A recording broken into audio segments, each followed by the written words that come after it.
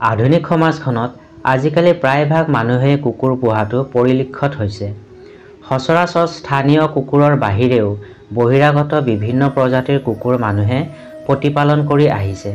কুকুৰ প্ৰভুভক্ত হোৱাৰ লগতে সহজে পোহ মনা বিধৰ বাবেই ইয়াক সৰু ল'ৰা-ছোৱালীয়েও সহজে আঁকোৱালি লয়।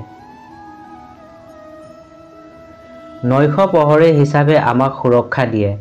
বিভিন্ন প্ৰজাতিৰ ভিতৰত মানুহৰ ঘৰত দেখিবলৈ পোৱা কুকুৰ জাতবোৰ হ'ল এলচেচিয়ান, লেনবাৰডগ, জাৰ্মান শ্বেফাৰ্ড, ৰডৱেল, ডবাৰমেন, প্ৰাগ আদি। এই পোহনীয় জন্তুবিধ সযতনে ৰাখিবলৈ ইয়াৰ স্বাস্থ্যৰ যতন লোৱাটো অতি আৱশ্যক। বিশেষকৈ খোৱা লোৱাৰ ক্ষেত্ৰত যথেষ্ট সাৱধানতা লোৱাৰ প্ৰয়োজন আছে। ভিডিঅ'টো চাই ভাল পালে লাইক, কমেণ্ট, শ্বেয়াৰ কৰিব, লগতে চেনেলটো ছাবস্ক্ৰাইব কৰি দিব। কুকুৰক খাদ্যৰ ক্ষেত্ৰত অতি সহজে হজম হোৱা পুষ্টিকৰ ৰুচিকৰ খাদ্য দিয়া উচিত। হাড় আৰু মাছ কুকুৰৰ সৰু পোৱালীক দিয়াটো একেবাৰে অনুচিত। গাখীৰ কুকুৰ আৰু পোৱালীৰ কাৰণে অতি উত্তম খাদ্য। কুকুৰক কেঁচা মুৰ্গী মাংস কেতিয়াও দিব নালাগে, কাৰণ ইয়াৰ ফলত ইহঁতৰ অন্তঃপৰজীৱীৰ পৰা আক্ৰান্ত হ'ব পাৰে। ইহঁতৰ খাদ্যৰ লগত নিয়মিত খনিজ পদাৰ্থ, খাদ্যপ্ৰাণ আদি যোগান ধৰাটো প্ৰয়োজন। ইহঁতৰ খাদ্য ৰখা বাচনবোৰ নিয়মিতভাৱে চাবোন আৰু গৰম পানীৰে পৰিষ্কাৰ কৰি ৰাখিব লাগে। কিন্তু কাৰ্বলিক এচিড থকা চাবোন ব্যৱহাৰ কৰাটো একেবাৰে নিষিদ্ধ। সুস্বাস্থ্য অটুট ৰাখিবলৈ কুকুৰক দৈনন্দিন শৰীৰ চৰ্চা কৰাব লাগে।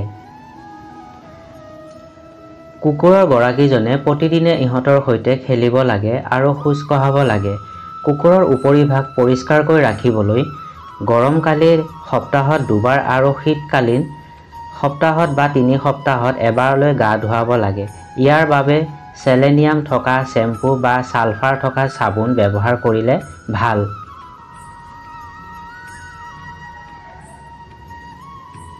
কেতিয়াবা কিছুমান কুকুৰৰ অতিৰিক্ত সংখ্যক দাঁত দেখা যায়।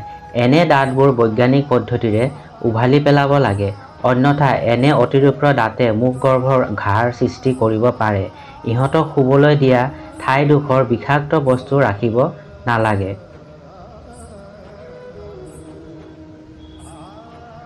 শুবলৈ দিয়া বিচনাখন কোমল হ'ব লাগে। অসুস্থ কুকুৰক খাদ্য যোগান ধৰাৰ আগতে পশু চিকিৎসকৰ পৰামৰ্শ লোৱা উচিত। সেয়েহে আহক ঘৰৰ পোহনীয়া মৰমৰ কুকুৰবোৰক খাদ্য তথা স্বাস্থ্যৰ বাবে আমি অকণমান সময় দিওঁ,